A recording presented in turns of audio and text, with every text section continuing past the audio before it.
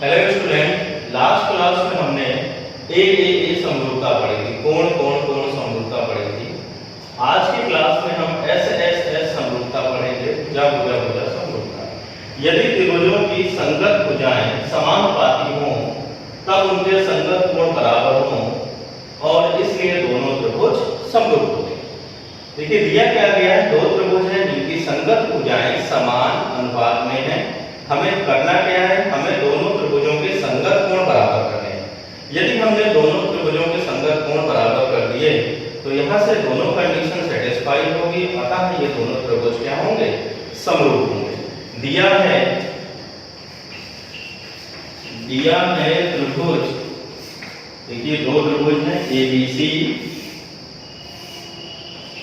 और दूसरा त्रिभुज है DEF।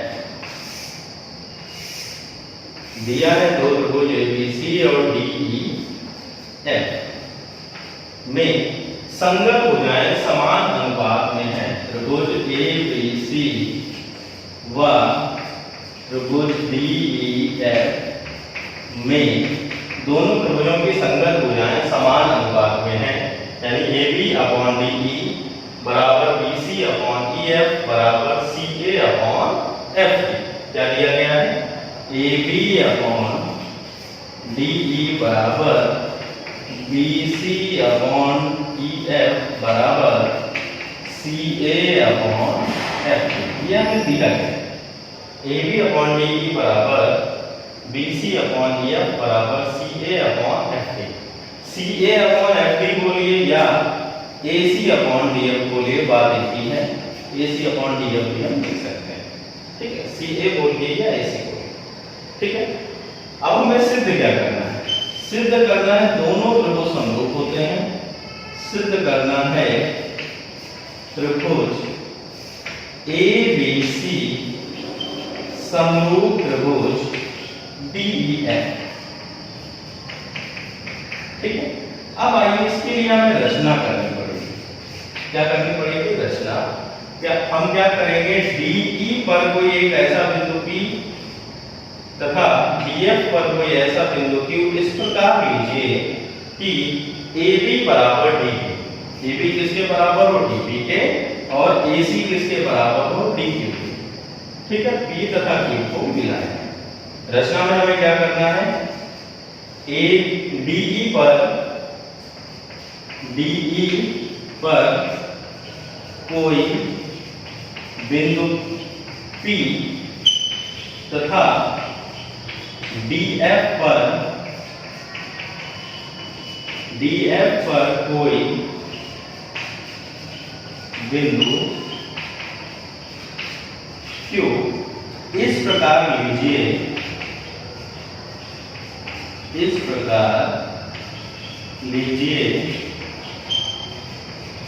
कि AB बराबर DP तथा AC बराबर D।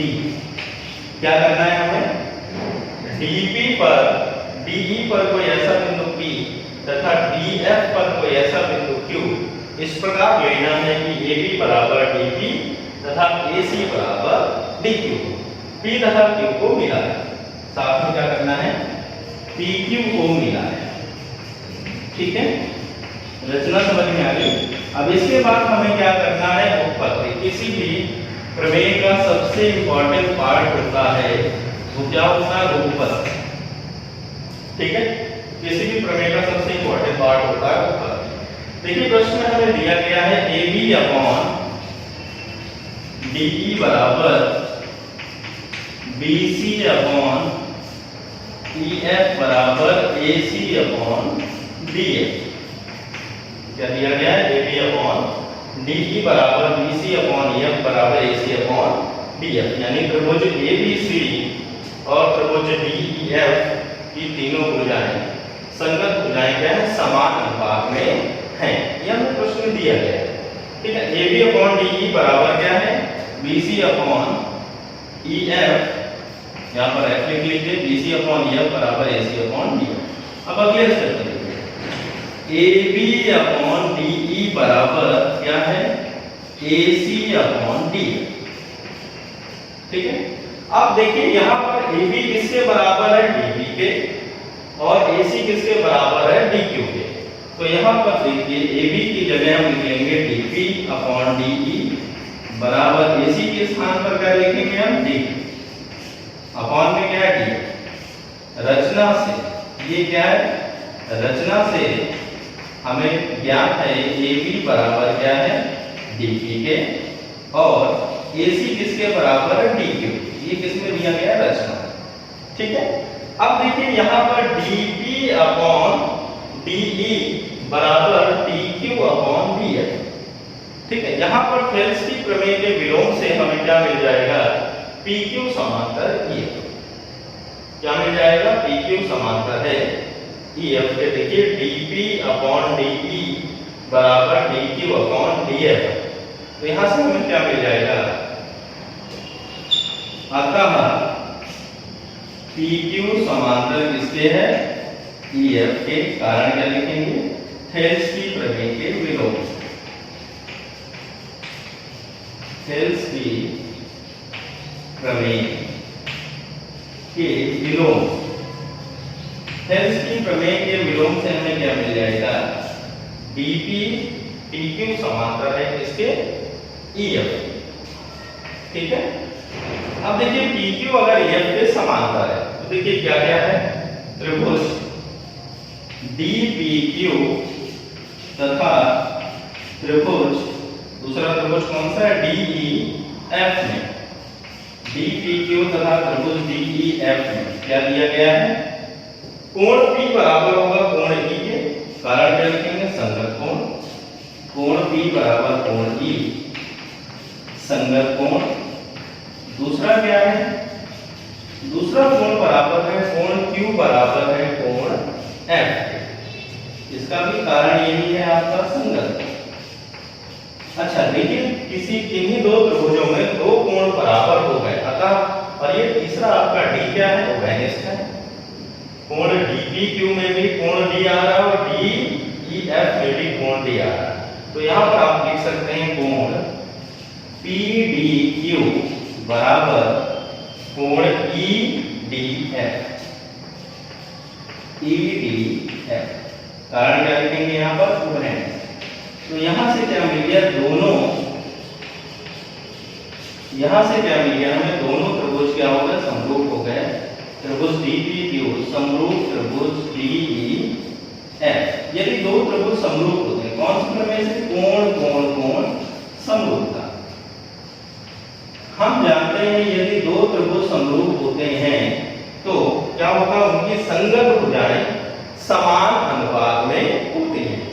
यदि दो त्रिभुज समरूप होते हैं तो उनकी संगत भुजाएं समान अनुपात में होती हैं। तो देखिए अगले स्टेप में क्या होगा,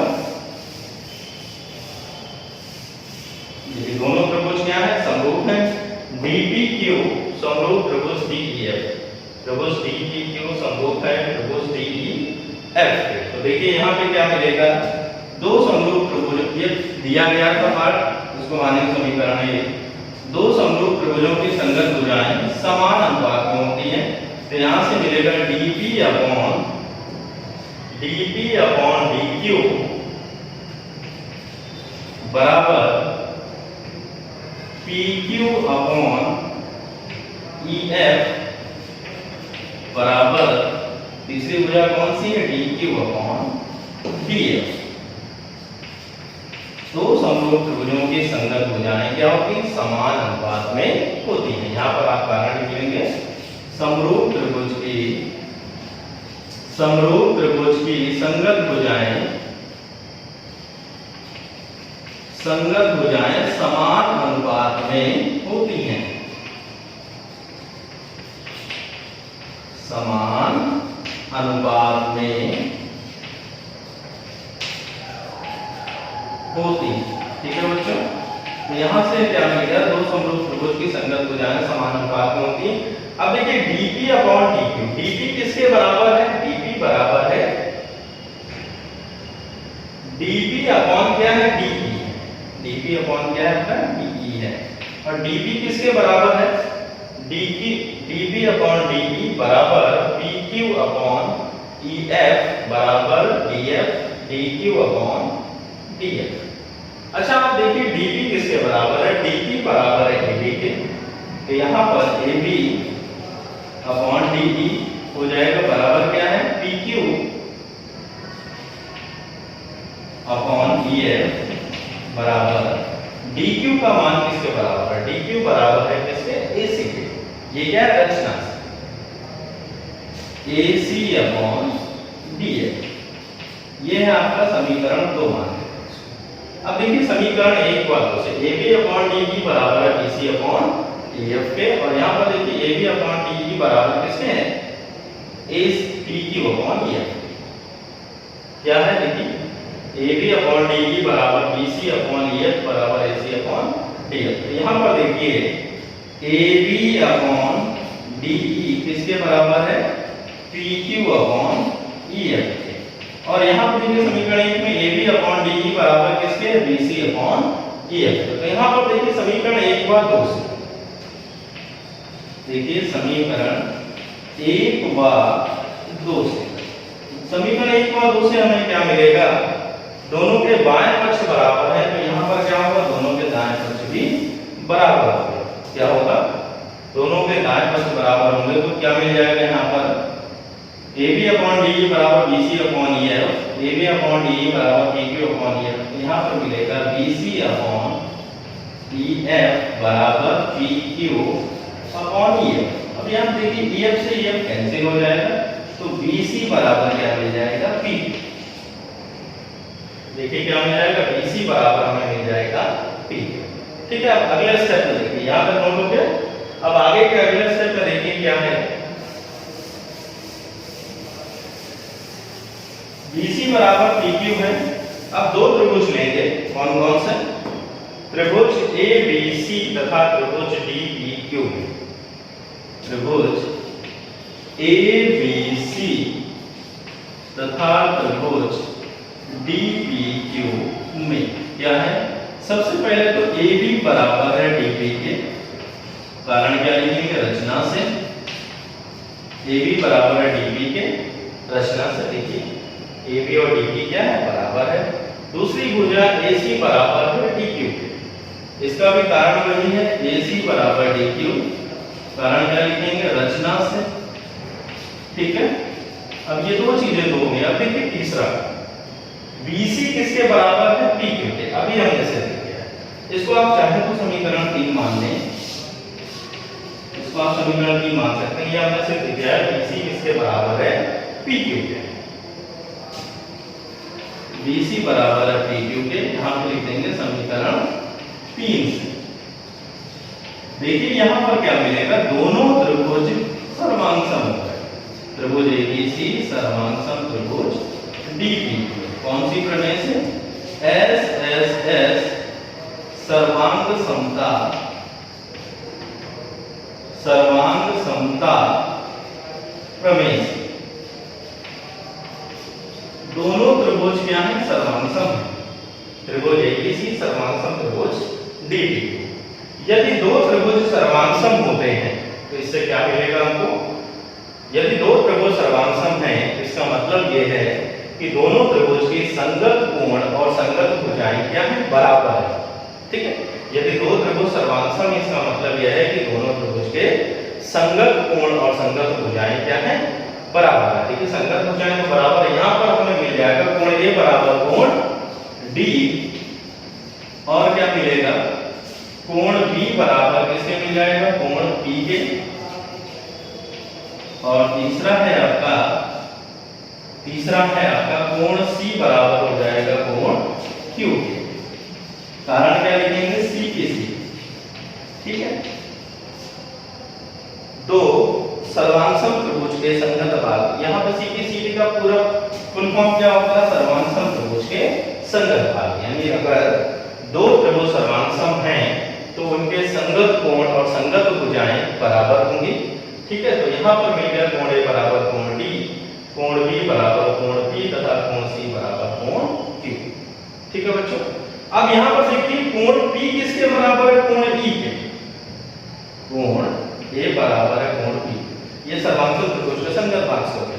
अब देखिए क्योंकि PQ समांतर है EF के, तो कोण P और कोण E क्या है, बराबर है। कोण P बराबर है कोण E के, और कोण Q किसके बराबर है, कोण F। कारण क्या लिख देंगे हम यहाँ पर, संगत कोण। क्या लिख देंगे हम, संगत कोण। चूंकि PQ क्या है, समांतर है EF के, अतः कोण P कोण E के बराबर होगा, कोण Q बराबर होगा कोण F के। कारण क्या लिखेंगे, संगत कोण अभिग्रही। यहाँ पर देखिए संगत कोण बराबर है, चूंकि PQ क्या है, समांतर है EF। ठीक, तो अब देखिए कोण B बराबर है कोण P के, और कोण P बराबर है कोण E के। एक एक करके देखेंगे। कोण B बराबर है कोण P के, और कोण P बराबर है कोण E के। तो यहाँ से इसको क्या मान लेंगे आप, समीकरण 4, और ये मान लेंगे समीकरण 5। समीकरण 4 व 5 से देखिए क्या मिल रहा है। समीकरण 4 व 5 से देखिए क्या मिल रहा है। कोण B बराबर है कोण P के, ठीक है, और कोण P बराबर कोण E के। तो यहाँ से मिल जाएगा कोण P बराबर कोण E के, ठीक है। क्या मिल जाएगा, कोण P बराबर कोण E के। इसी प्रकार देखिए कोण C बराबर है कोण Q के, और कोण Q बराबर कोण F के। तो यहाँ से मिल जाएगा कोण C बराबर कोण F, ठीक है। और एक चीज हमें दी गई है, कोण A बराबर कोण D के। तो यहाँ पर देखिए क्या हो गया, त्रिभुज ABC और त्रिभुज DEF के संगत कोण बराबर हो गए, ठीक है। कोण A बराबर कोण D, कोण B बराबर कोण E, और तीसरा कोण C बराबर कोण F। यहाँ पर क्या हुआ, त्रिभुज ABC और त्रिभुज DEF के संगत कोण बराबर हो गए। चूंकि दोनों त्रिभुज के संगत कोण बराबर हो गए, और हमें दिया गया है दोनों त्रिभुजों की संगत भुजाएं समान अनुपात में हैं, अतः दोनों त्रिभुज क्या हो गए, समरूप हो गए, ठीक है। देखिए दिया है कोण A बराबर, अभी हमने सिर्फ लिख दिया कोण A बराबर कोण D, इसको मान लेंगे आप समीकरण 6। कोण A बराबर कोण D, कोण B बराबर कोण E, और तीसरा क्या है, कोण C बराबर कोण F। क्या दिया है यहाँ पर, सिद्ध कर लिया हमने दोनों त्रिभुज ABC और त्रिभुज DEF के संगत कोण क्या है, बराबर। संगत भुजाएं समान अनुपात में हमें प्रश्न में दी गई है। AB अपॉन DE बराबर BC अपॉन EF बराबर AC अपॉन DF। ये हमें दिया गया, क्या, AB अपॉन DE बराबर BC अपॉन EF बराबर AC अपॉन DF। ये हमें प्रश्न में दिया है। तो यहाँ पर देखिए दोनों कंडीशन सेटिस्फाई हो रही हैं, ठीक है। दो त्रिभुज समरूप होते हैं यदि उनकी संगत भुजाएं समान अनुपात में हो और उनके संगत कोण बराबर हो। तो यहाँ पर देखिए SSS समरूपता में क्या है, दोनों त्रिभुज की संगत भुजाएं समान अनुपात में दी गई थी। हमने दोनों त्रिभुज के संगत कोण बराबर सिद्ध कर दिए, अतः ये दोनों त्रिभुज क्या होंगे, समरूप होंगे। अतः त्रिभुज ABC समरूप त्रिभुज DEF। ओके स्टूडेंट, क्लियर है।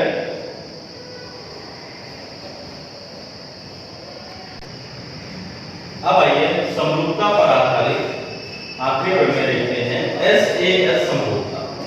समरूपता की कसौटियों में सबसे अंतिम है SAS समरूपता। इसमें क्या है, यदि एक त्रिभुज का एक कोण किसी दूसरे त्रिभुज के एक कोण के बराबर है तथा इन कोणों के अंतर्गत आने वाली भुजाएं समान अनुपात में हो, तो दोनों त्रिभुज समरूप होते हैं। दिया है त्रिभुज ABC तथा त्रिभुज DEF में कोण A बराबर है कोण D। क्या दिया है, कोण A बराबर कोण D, और कोण A को बनाने वाली दो भुजाएं कौन कौन सी हैं, AB और AC, जो कि कोण A को बना रहे हैं। इसी प्रकार कोण D को बनाने वाली भुजाएं कौन कौन सी हैं, DE और DF। इसमें त्रिभुज ABC और त्रिभुज DEF में कोण A को बनाने वाली भुजाएं क्या हैं, कोण ए को बनाने वाली भुजाएं ए बी और ए सी हैं तथा कोण डी को बनाने वाली भुजाएं डी ई व डी एफ। ठीक है, तो A B upon D E बराबर A C upon D F ये हमें दिया गया है। ठीक है, कोण ए बराबर कोण डी तथा A B upon D E, यहाँ पर डी ई लिखेंगे, A B upon D E बराबर A C upon D F ये हमें दिया गया। ठीक है, हमें सिद्ध करना है त्रिभुज एबीसी समरूप त्रिभुज डीईएफ। दोनों त्रिभुज क्या होंगे? समरूप होंगे। अब एबीसी और डीईएफ को समरूप करना है तो हमें क्या करना पड़ेगा? दोनों त्रिभुजों के संगत कोण बराबर करने पड़ेंगे। यदि हमने दोनों त्रिभुज के संगत कोण बराबर कर दिए तो दोनों त्रिभुज क्या हो जाएंगे? समरूप हो जाएंगे।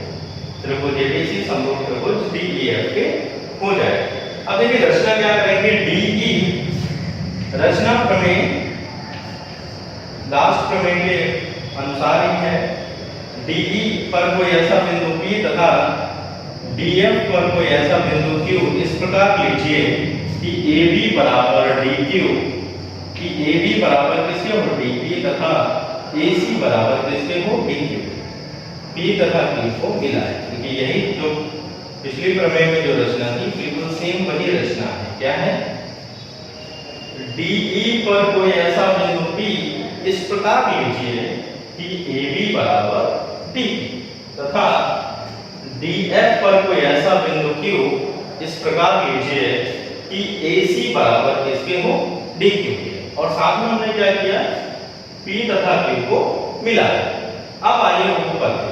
किसी भी प्रमेय का सबसे इंपॉर्टेंट पार्ट होता है उपपत्ति। उपपत्ति में देखिए क्या करेंगे? त्रिभुज ABC तथा त्रिभुज DPQ कौन कौन से दो त्रिभुज लिए हमने?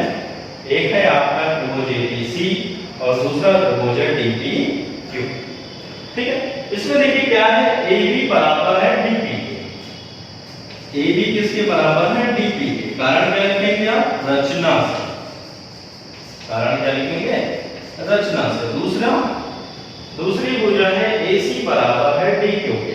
इसमें भी वही कारण रचना से।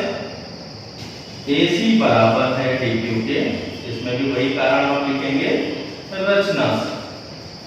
ठीक है, और साथ में क्या दिया गया है?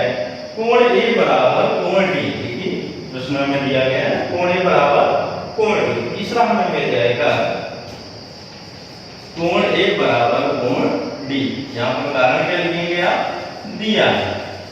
देखिए यहां से क्या मिलेगा? त्रिभुज ABC सर्वांगसम त्रिभुज DPQ। त्रिभुज ABC सर्वांगसम त्रिभुज DPQ कौन सी सर्वांग समता प्रमेय से? SAS सर्वांग समता प्रमेय से। SAS सर्वांग समता प्रमेय से हमें क्या मिल जाएगा? दोनों त्रिभुज क्या मिल जाएगा? सर्वांग। ठीक है, अब हमें ज्ञात है यदि दो त्रिभुज सर्वांगसम होते हैं तो इसका मतलब क्या होता है? यदि दो त्रिभुज सर्वांगसम है अतः दोनों त्रिभुज के संगत तीनों कोण और तीनों भुजाएं क्या होंगी? बराबर होंगी। तो यहाँ पर देखिए AB बराबर होगा DP के, AC बराबर होगा DQ के और BC किसके बराबर होगा? PQ के। और साथ में क्या मिलेगा? कोण B बराबर होगा कोण P के और कोण C बराबर होगा कोण Q के। कोण B बराबर होगा कोण P के और तीसरा है आपका कोण C बराबर होगा कोण Q के। कारण क्या लिखेंगे? सीधी सीधी सर्वांगसम त्रिभुज के संगत भाग। और साथ में क्या होगा? BC बराबर किसके होगा? PQ के। इसको आप मानेंगे समीकरण 1। ऐसा क्यों हुआ? त्रिभुज ABC सर्वांगसम है त्रिभुज DPQ के। यदि दो त्रिभुज सर्वांगसम होते हैं तो उनके संगत भाग बराबर होते हैं, यानी संगत कोण और संगत भुजाएं बराबर होती हैं। यहां से मिलेगा कोण B बराबर कोण P के और कोण C बराबर कोण Q के। कोण A और D आपस में पहले से ही बराबर थे। ठीक है, अब इसके बाद देखिए यहां तक हो गया, इसको आप मान लेंगे समीकरण 1। इसके आगे का देखेंगे, इसको आप नोट कर लेंगे। अब इसके आगे का देखिए, इसके आगे देखिए इसमें हमें दिया गया है AB अपॉन DE बराबर AC अपॉन DF। क्या दिया गया है, A B upon D E बराबर ए सी अपॉन डी। ये हमें प्रश्न प्रमेय में पहले से ही दिया गया है, ठीक है। A B upon D E बराबर ए सी अपॉन डी। क्या दिया गया प्रमेय में, यदि किसी त्रिभुज का एक कोण किसी दूसरे त्रिभुज के एक कोण के बराबर हो तथा इन कोणों के अंतर्गत आने वाली भुजाएं समानुपात में, तो कोण ए के अंतर्गत कौन कौन सी भुजाएं आ रही थी, ए बी और ए सी। कोण डी के अंतर्गत कौन कौन सी भुजाएं आ रही थी, डी ई और डी एफ। तो यहां से क्या मिला, A B upon D E बराबर A C upon D F. ये हमें दिया गया है, ठीक है। इसके बाद देखिए ए बी किसके बराबर है, ए बी बराबर है डी पी। ए बी किसके बराबर है, डी पी के। और ए सी किसके बराबर है, डी क्यू। ये कहां से है, रचना से। रचना से ए बी बराबर है डी पी के और ए सी बराबर है डी क्यू, ठीक है। तो यहां पर देखिए ए बी के स्थान पर क्या रखेंगे, D P upon D E बराबर ए सी के स्थान पर क्या रखेंगे, D Q upon D F. तो यहां पर देखिए त्रिभुज डी ई एफ में D P upon D E बराबर D Q upon D F हो गया। तो यहां से क्या मिलेगा, अतः पी क्यू समांतर ई एफ। क्या मिल जाएगा, अतः पी क्यू समांतर ई एफ। कारण क्या लिखेंगे, हेल्स आधारभूत अनुपातिकता प्रमेय की विलोम से। क्या लिखेंगे, आधारभूत अनुपातिकता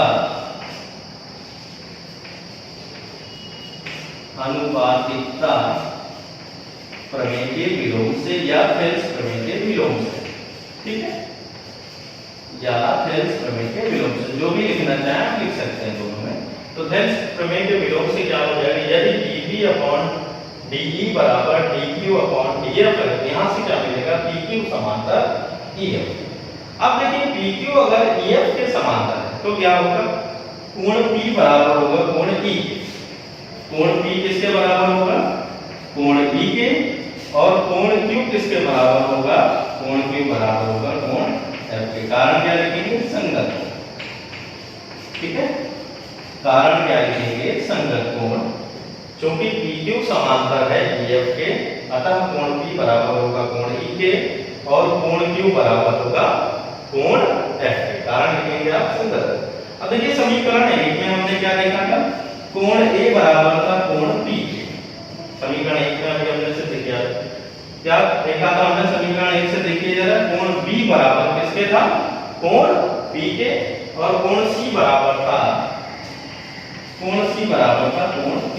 ये कहां से मिला था हमें, समीकरण 1 से। अब देखिए कोण P बराबर है कोण E के और कोण B बराबर है कोण P के। तो यहां से देखिए कोण B किसके बराबर मिलेगा हमें, कोण B बराबर मिल जाएगा कोण E, ठीक है। अब दूसरा देखिए कोण Q बराबर है कोण F के। कोण Q किसके बराबर है, कोण F के। और कोण C बराबर है कोण Q के, ठीक है। तो यहां से क्या मिलेगा, कोण C बराबर हो जाएगा कोण F के। कोण C बराबर हो जाएगा कोण F के। और देखिए हमें दिया गया था कोण A बराबर कोण D। ये हमें प्रश्न में पहले से ही दिया है। तो अब देखिए क्या मिला आपको, त्रिभुज ABC और DEF समान कोणिक हो गए। त्रिभुज ABC और त्रिभुज DEF के संगत कोण बराबर है, कोण A बराबर कोण D के, कोण B बराबर कोण E के और तीसरा कोण C बराबर कोण F के। देखिए कोण A बराबर है कोण D के, कोण B बराबर है कोण E के और कोण C बराबर है कोण F के। दोनों त्रिभुज समान कोणिक है, अतः त्रिभुज ABC समरूप होगा किसके, त्रिभुज DEF। यहां पर आप लिख देंगे, अतः त्रिभुज ABC समरूप त्रिभुज DEF। क्यों, क्योंकि दोनों त्रिभुजों के संगत कोण क्या है, बराबर है, ठीक है बच्चों। आज के लिए इतना ही।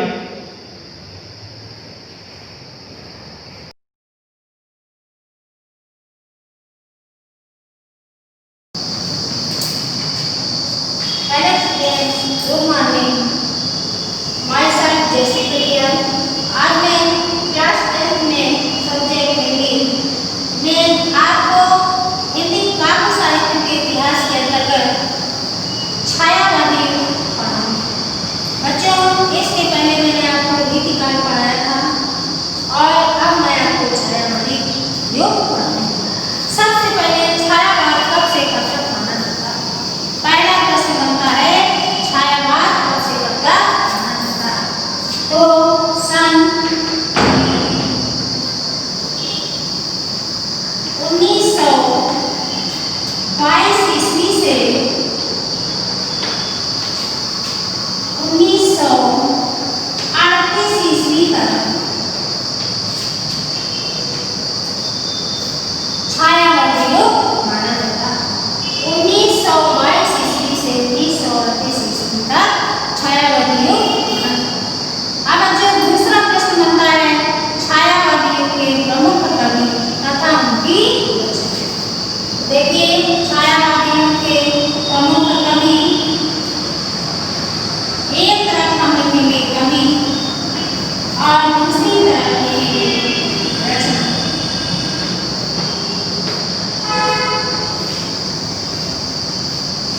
कवि में सबसे पहले जयशंकर प्रसाद।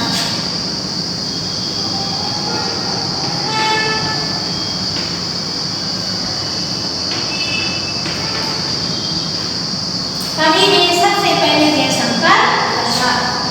इनकी रचना है कामायनी।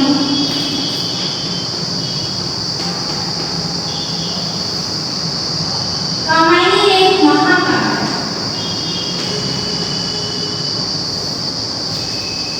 कामायनी आंसू, लहर, झरना आदि उनकी काव्य रचना। आप दूसरे कवि हैं सुमित्रा नंदन।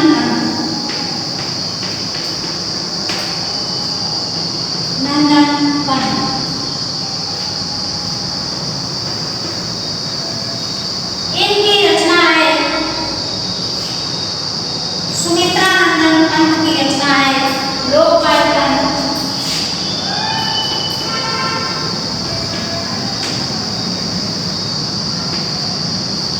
चिदंबरा,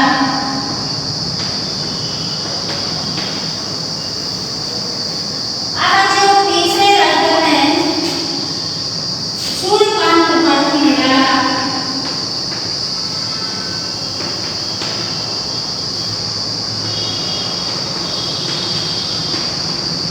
सूर्यकांत त्रिपाठी निराला,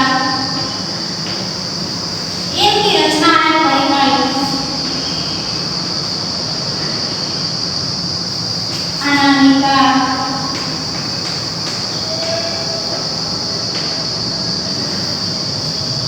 फिर आते हैं चौथे हैं महादेवी वर्मा।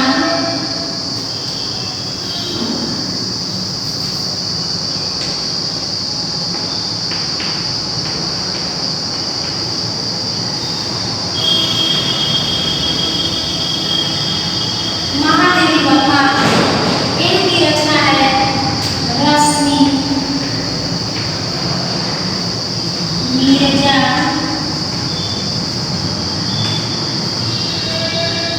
दीपशिखा,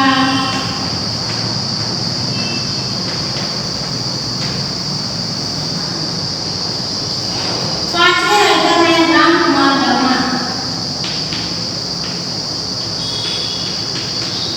रामकुमार वर्मा, इनकी रचना है चित्ररेखा। चित्ररेखा, आकाशगंगा। आकाशगंगा। तो बच्चों छायावादी युग में पहला क्वेश्चन बनता है छायावादी युग कब से कब तक माना जाता है? तो छायावादी युग सन 1922 ईस्वी से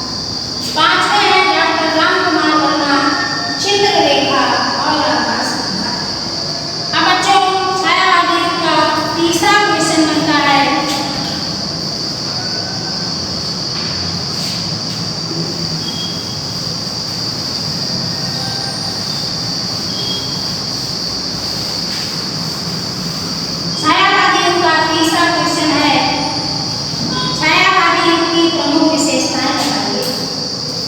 छायावादी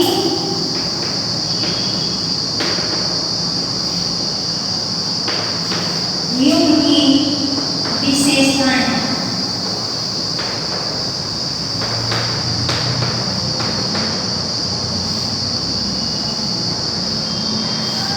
तो बच्चों पहली विशेषता है प्रकृति का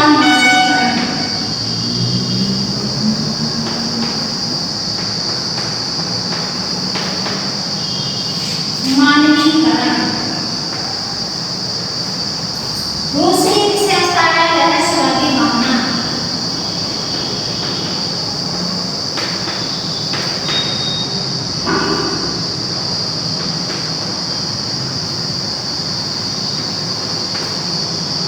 तीसरी है खड़ी बोली का प्रयोग।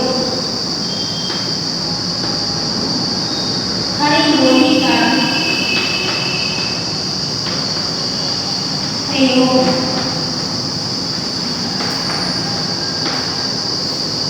चौथी विशेषता है प्रेम व श्रृंगार का वर्णन।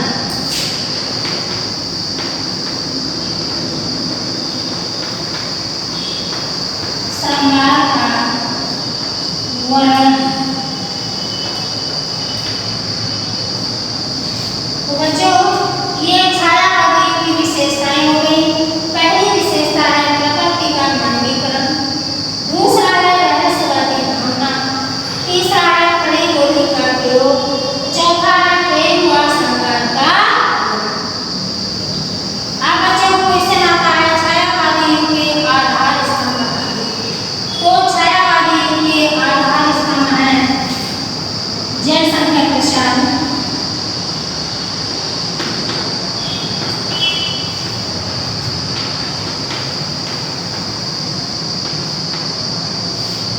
जयशंकर प्रसाद,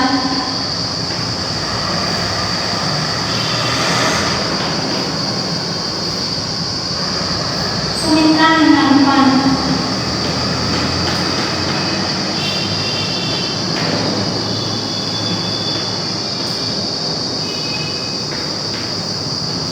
महादेवी वर्मा,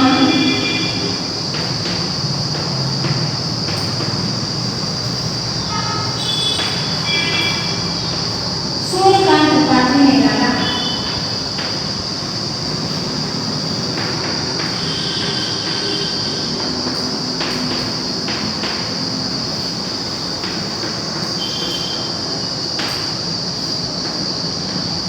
तो बच्चों छायावाद के ये चार आधार स्तंभ हैं जिनको कहते हैं प्रसाद पंथ निराला। साथ में इनको बच्चों को ऐसे ही याद रखना है प्रसाद पंथ निराला। ये चारों कवि जो है वो छायावादी युग के आधार स्तंभ है। तो बच्चों आपको समझ आया छायावाद सन 1922 से 1938 तक छायावाद के प्रमुख कवि व रचनाएं मैंने आपको बताई। फिर छायावाद की विशेषताएं प्रकृति का मानवीकरण, रहस्यवादी भावना, खड़ी बोली का प्रयोग, प्रेम व श्रृंगार का वर्णन। फिर अगला क्वेश्चन बनता है छायावाद के आधार स्तंभ। तो छायावाद के चार आधार स्तंभ हैं। पहला जयशंकर प्रसाद, दूसरा सुमित्रा नंदन पंत, तीसरा महादेवी वर्मा और चौथा सूर्यकांत त्रिपाठी निराला। अब बच्चों इसके बाद आता है प्रगतिवाद। इसके बाद कौन सा युग आता है? प्रगतिवाद।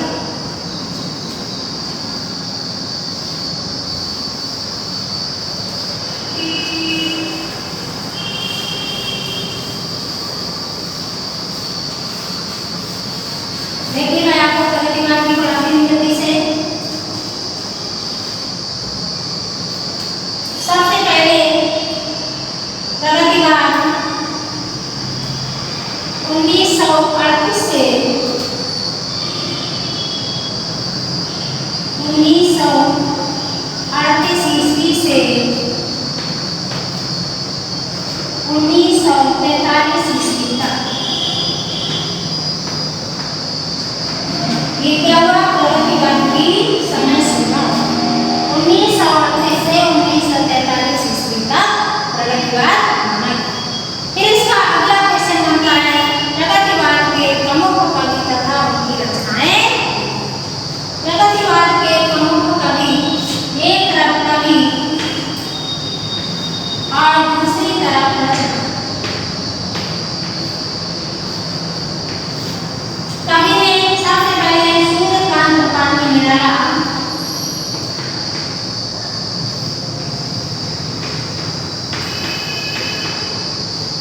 निराला।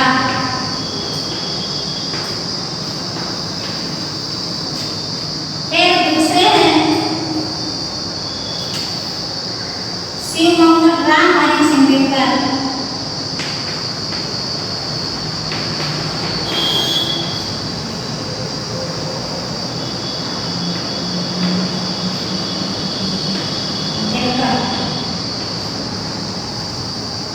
फिर है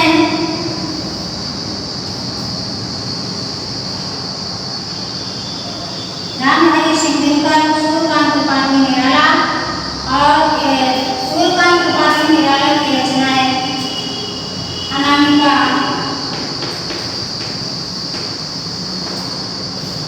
परिमल,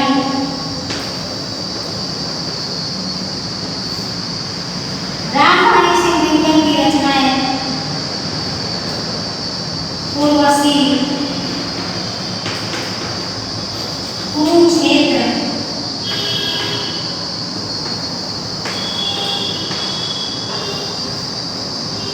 कुरुक्षेत्र। फिर है शिवमंगल सिंह सुमन,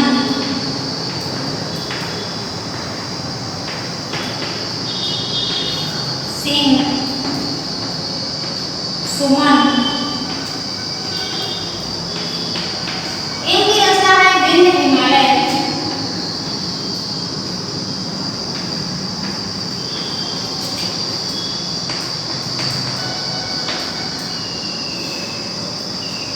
अगले राइटर हैं नागार्जुन।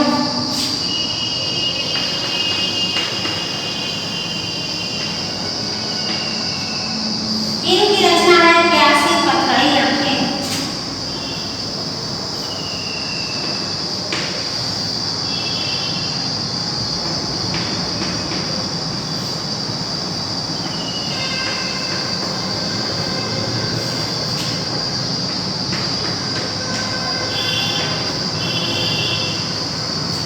तो बच्चों, आपने देखा कि प्रगतिवाद की समय सीमा है सन 1938 ईस्वी से 1943 ईस्वी तक।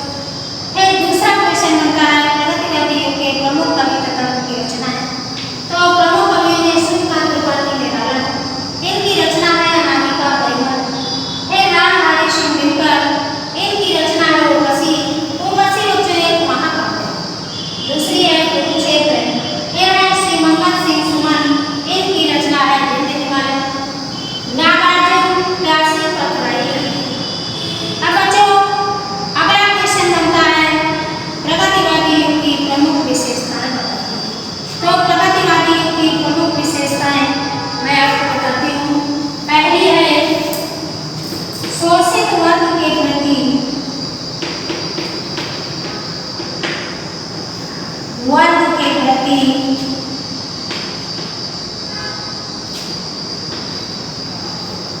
परिवर्तित दृष्टिकोण। परिवर्तित दृष्टिकोण। दूसरी है क्रांति की भावना।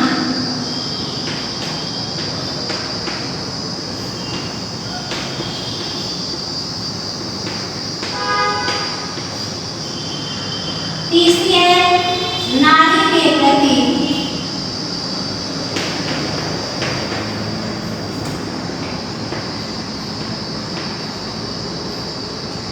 परिवर्तित दृष्टिकोण।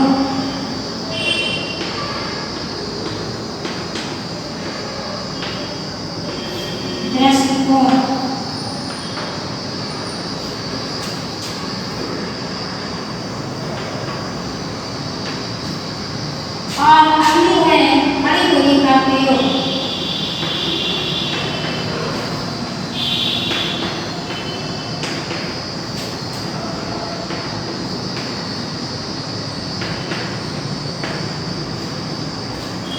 ठीक है बच्चों, ये प्रगतिवादी युग की विशेषताएं हैं। पहला पॉइंट है शोषित वर्ग के प्रति परिवर्तित दृष्टिकोण। दूसरा है क्रांति की भावना। तीसरा है नारी के प्रति परिवर्तित दृष्टिकोण। चौथा है खड़ी बोली का। थैंक यू बच्चों, आज के लिए इतना ही। Have a nice day. इसको लर्न करना।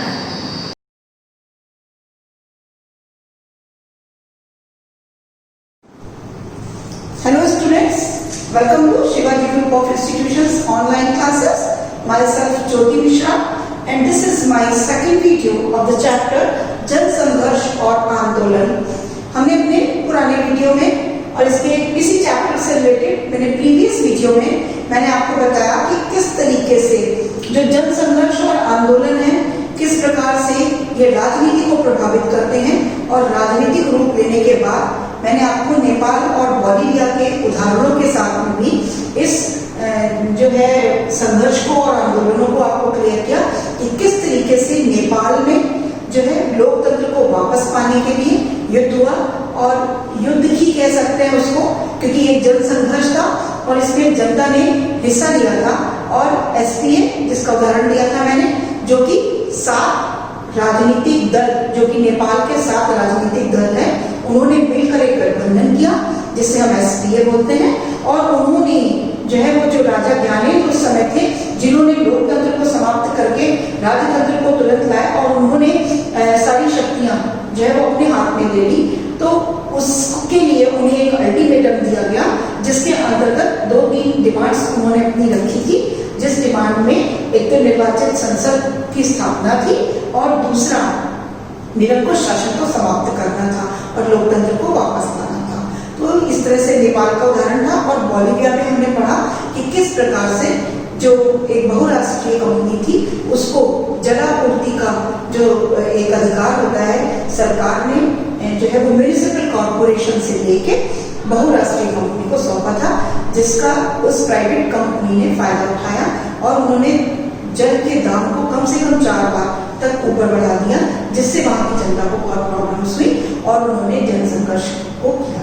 और जिसका जो है वो निष्कर्ष क्या निकला कि जो बहुराष्ट्रीय कंपनी के अफसर थे वो चले गए और मजबूर होकर सरकार को उस अधिकार को म्युनिसिपल कॉर्पोरेशन को दोबारा देना पड़ा। अब इसी में ही जो ये हमने उदाहरण पढ़े जन संघर्ष और आंदोलन के, आगे बढ़ाते हुए मैं बताऊंगी कि मैंने आपको 3 चीजें बताई थी जब उसका निष्कर्ष निकाला था कि किसी भी लोकतंत्र को बनाने के लिए जो है राजनीतिक संगठनों का होना बहुत आवश्यक है।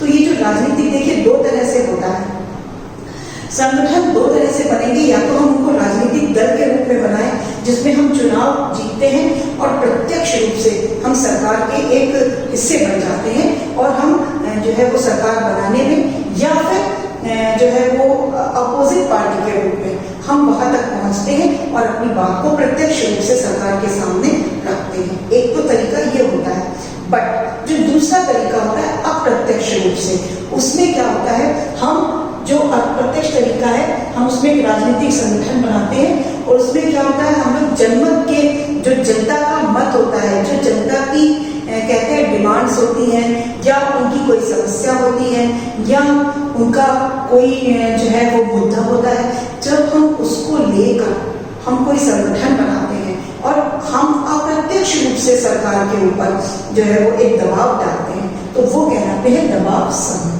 ठीक है, तो यहाँ पर हम जो पढ़ेंगे वो हम पढ़ेंगे दबाव समूह, क्योंकि जो जन संघर्ष और आंदोलन होते हैं वो दबाव समूहों के द्वारा होते हैं, जिन्हें दबाव कौन बनाता है, जनता मिलकर बनाती है या अलग अलग होते हैं। कोई दबाव समूह सिर्फ ये नहीं होता है कि सिर्फ जनता में भी, जैसे कि हमने नेपाल में पढ़ा एसपीए था जिसमें कि शिक्षक वकील ये सब जुड़े हुए थे। फिर हमने एक फेडेकॉल करके हमने एक संस्था पढ़ी, एक संगठन था जिसमें कि पर्यावरणविद शामिल थे, क्योंकि वो जलापूर्ति से रिलेटेड जो है वो समस्या थी, तो उसमें पर्यावरणविद भी आए थे क्योंकि वो जल से ही संबंधित थे और जल हमारे पर्यावरण का एक बहुत बड़ा हिस्सा होता है।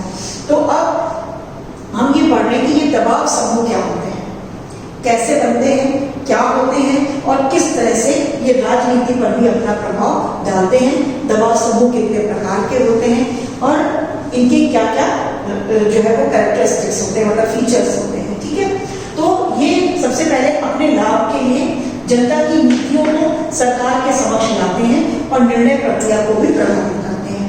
मतलब ये जो दबाव समूह होते हैं इनका अपना भी हित होता है, बट ये जनहित को भी लेकर चलते हैं कि जनता का क्या हित है। तो ये क्या करते हैं कि अपने लाभ के लिए जनता की नीतियां, हमारी जनता की कोई नीति है, कोई मुद्दा है, कोई समस्या है, उसको सरकार के समक्ष लाते हैं और इनडायरेक्ट रूप से, मतलब अप्रत्यक्ष रूप से ये सरकार की निर्णय प्रक्रिया को भी प्रभावित करते हैं। मतलब कि कभी कभी सरकार को मजबूर होना पड़ता है, जैसा कि हम ऑलरेडी नेपाल और बोलिविया के एग्जाम्पल में देख चुके हैं कि सरकार को मजबूर होकर अपने निर्णय को बदलना पड़ता है और निर्णय प्रक्रिया को प्रभावित भी कर देते हैं।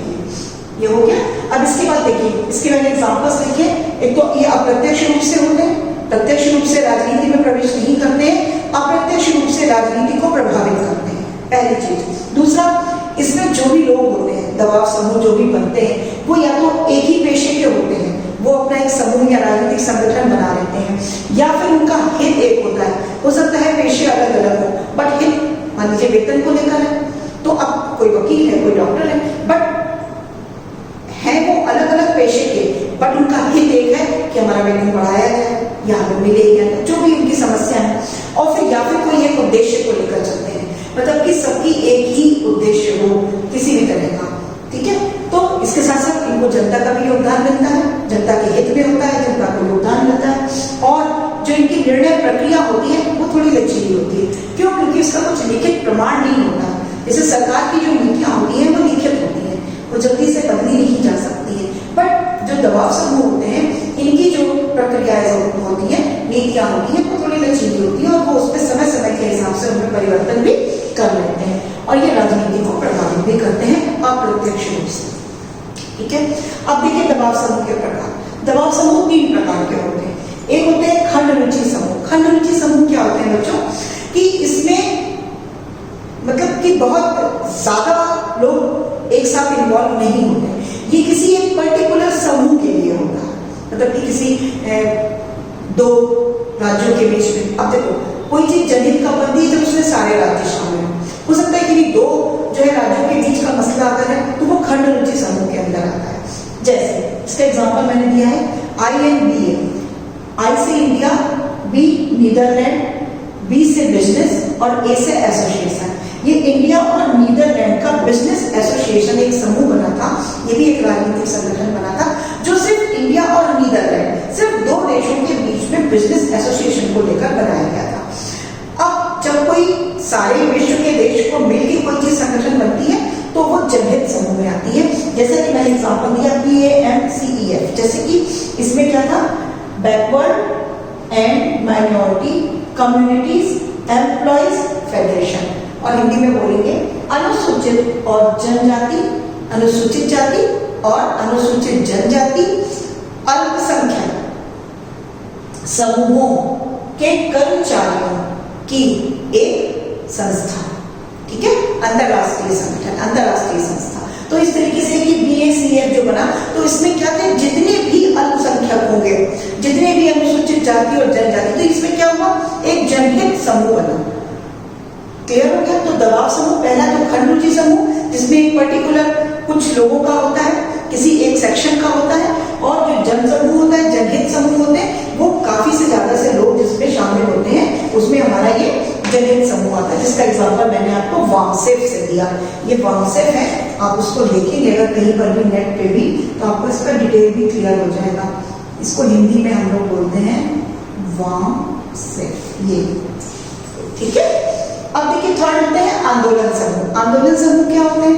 जो कि आंदोलन करते हैं, जिसमें कि मतलब ये भी काफी बड़ा आंदोलन, मतलब इसको भी हम लोग वृहद रूप भी बोल सकते हैं आंदोलन का, जैसे कि SPA था, जिसमें कि 7 राजनीतिक दल एक साथ जुड़कर आए, या फिर नर्मदा बचाओ। यहाँ पर मैंने एक्चुअली कुछ एग्जाम्पल भी दिए थे जो हमारे दबाव समूह से रिलेटेड है, जिसमें एक नेपाल का आप लोगों ने पढ़ा, फिर नर्मदा बचाओ आंदोलन जो सरदार सरोवर बांध बना था, तो नर्मदा नदी के ऊपर, उसके लिए बहुत बड़ा जन संघर्ष हुआ था नर्मदा बचाओ आंदोलन के नाम से, तो उसको हम लोग ये बोलते हैं। इसके बाद एक सूचना का अधिकार। पहले के समय में जो सरकार में, सरकारी संगठनों में, सरकारी ऑफिस में जो भी काम होते थे, जो भी जो है वो नीतियां बनती थी, उसकी सूचना जनता को नहीं मिलती थी, बट सूचना के अधिकार के द्वारा लोगों ने ये जो है वो अपना एक अधिकार अपना उठाया कि हमें भी पता होना चाहिए, हमें सूचना होनी चाहिए कि सरकार क्या कर रही है, तो उसको सूचना के अधिकार के अंतर्गत हमने पढ़ा। और फिर नारी आंदोलन समय समय पर होते रहते हैं, आप लोगों ने देखा, तो नारी आंदोलन जो भी हुई है, दबाव समूह संगठन ही बनाते हैं और ये जनहित समूह में आ जाता है। और पर्यावरण को लेकर भी, जल को लेकर लेकर, जल को बचाने के लेकर, कभी पेड़ बचाने को लेकर जो आंदोलन होते रहते हैं समय समय पर, चिपको आंदोलन जैसे आपने देखा पढ़ा है, तो ये सभी हमारे जो है दबाव समूह के द्वारा ही होते हैं। क्योंकि हमने अक्सर देखा कि कोई जैसे कुछ संगठन या कुछ एक संगठन मिलकर इस तरह के पर्यावरण को लेकर समस्याओं को, प्रदूषण को लेकर या इस तरह की चीजों को लेकर चलते रहते हैं, तो ये पर्यावरण हमारे जनहित समूह में आते हैं, क्योंकि इससे जन का हित हो रहा है, ये सबके लिए ही होते हैं। तो इसमें हम आंदोलन में भी आ सकते हैं और ये जनहित समूह में भी। तो ये हमने पढ़े दबाव समूह के प्रकार। एट लास्ट टॉपिक, दबाव समूह का राजनीति पर क्या प्रभाव पड़ता है, जो सबसे इंपॉर्टेंट हमारा। हम लोग जितने भी टॉपिक जो हैं वो इसमें पढ़ते हैं, इसमें आपके नागरिक शास्त्र में हमारे जितने भी टॉपिक हैं, चाहे वो धर्म हो, चाहे वो राजनीति हो, या धर्म हो, जाति हो, ठीक है, या फिर लिंग हो, नैतिक जो है वो मसले हो, हम हर एक चीज में आपने देखा होगा, हम जितने भी टॉपिक्स पढ़ते जाते हैं, हम उन सबको राजनीति पर उसका क्या प्रभाव पड़ता है वो जरूर पढ़ते हैं, क्योंकि नागरिक शास्त्र का मतलब ही राजनीति है। तो राजनीति में सबका प्रभाव बहुत इंपॉर्टेंट है। अब इन दबाव समूह का राजनीति पर क्या प्रभाव पड़ता है?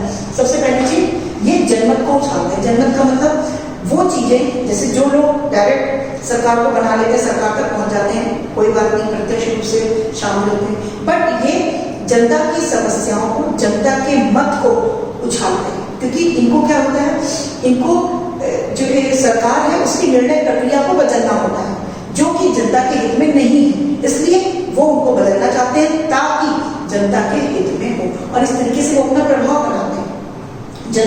जनता में लोकप्रिय हो जाते हैं। जनता तो आगे चल के जो राजनीतिक दल होते हैं या आगे चल के जो चुनाव होते हैं, तो वो क्या करते हैं, मैं भी आपको और भी पॉइंट्स में बताऊंगी।